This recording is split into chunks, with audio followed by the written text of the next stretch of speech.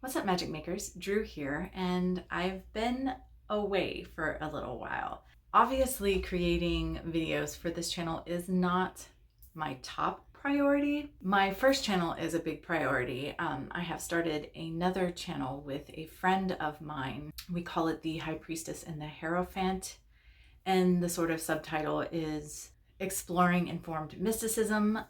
Any of you here probably already know this from my original She Who Walks channel, but those are kind of my priority. And as far as the business goes, the actual business is my priority rather than the content for this channel, but it is still important to me. However, I have been really struggling with product. My path and practice is changing greatly and has been for a few years now. And I'm just kind of, well, I'm in this in between stage anyway, but I'm definitely becoming something other than what I was.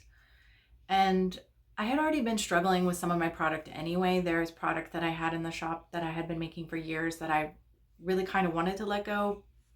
But for various reasons, I was having a hard time with that.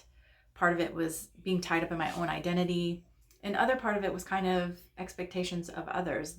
I know that I have some clientele or customers that really love some of the things that I felt like I needed to let go. So I was really struggling with a lot. But through work on my personal path, I just came to this sort of place of acceptance. And I just decided, no, it just has to go. I just have to let it all go. I need to be authentic to me and follow my passions, follow my path, do the things that make sense and work for me, and share those with those who are interested in that. And, I understand that there will be people who find it a little sad that I'm not doing some of the things that they loved, but hopefully they can find something else that they love. Or either way, I'm sure I'll attract other people who will love what I'm going to be doing in the future. And I have several things. First, let's talk about what's leaving, okay? If you go onto the site right now, you will see several items that are on sale. And what's happening there is that I'm basically discontinuing those things. I'm already done away with my cleansing spray. I don't feel it anymore. I just don't want to do it. So that's gone. My loaded release candles are gone. I'm not going to be doing the loaded candles anymore. I'll get into that in a minute. Let me not get ahead of myself. Okay. The return to sender candles that I used to have in the shop are gone. I think that's all that's gone right now. Now, the stuff that's on sale, my Espits and Sabbath candles are on sale. Once they're gone, they're gone. I will not be making any more of them. They no longer resonate. My load kits are going. They're on sale, and once they're gone, they're gone. I'm not doing those anymore. And many of my 100% are gonna go. So most of them are gonna go. So let's see, I make 100% elements.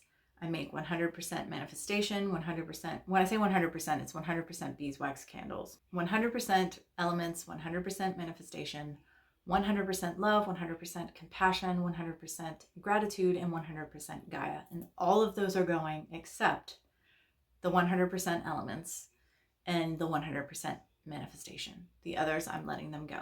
I'm done with that. All of my husband's candles will be staying the same. So all of his hand molded ones, the bulk of the hand molded candles in the shop, as well as his intention candles will still be in the shop. But most of my candles are going away. I will, however, I think I'm going to be moving into a space where I'm doing more. So there'll be candles similar to the return to sender candle. I'll be doing some sigil candles.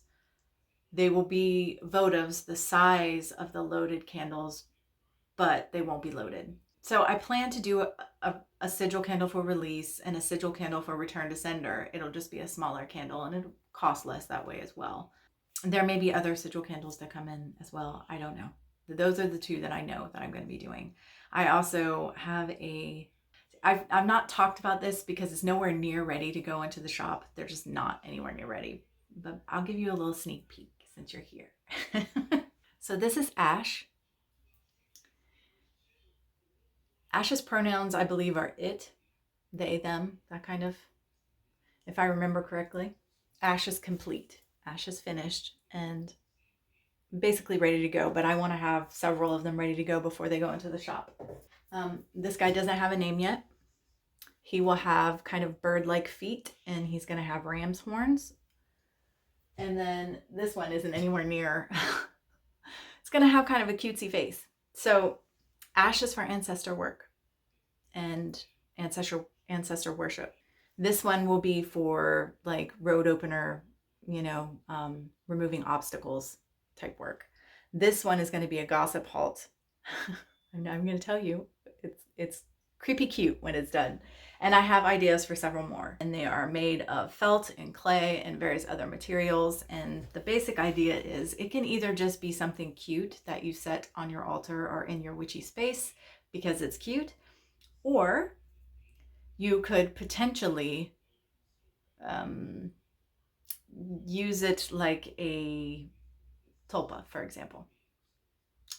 So, that's kind of up to the customer and what they decide to do with it. They have a whole story. They have a story, but then they each have their own backstories. They have their own names, and they have their own magical specialties, and they have pronouns and the whole nine.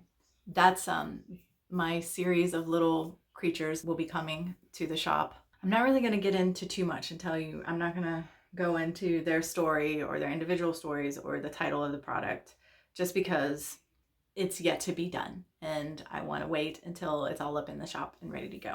But that's another thing that's coming, and I'm sure there'll be lots of other little changes in the shop.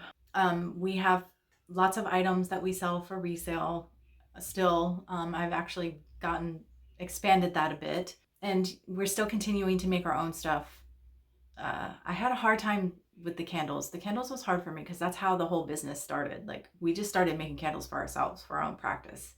And I worked in a witchy shop, and my boss was like, I love your candles, because we had a loose circle, and the three of us, we celebrated Esbits and Sabbats together, and we would burn our candles, or when we did spell work or whatever. And she loved our candles and invited us to sell them in the shop, and that's how all of this started. So I had a bit of a hard time letting that go, but I'm changing and growing, and so that's going to be reflected in my product. But I'm still going to be making my felted stuff and my clay stuff, and again, I'm going to be introducing some sigil candles, and we're just going to keep moving along and see where this all takes us. I do really appreciate your patience, and I'm excited to see where this all leads and where we end up, and I invite you to take that journey with us, and I'm grateful for you if you do so. So really, I guess that's about it. That's the little shop update. That's what's going on. I think I should be able to get back into a more regular schedule with content for this channel, which is only once a month anyway. I think I can manage that now. I'm in a good space. So yeah, hopefully you'll continue to watch, and thank you for watching this and listen to me ramble on as usual. And until next time, much love and gratitude.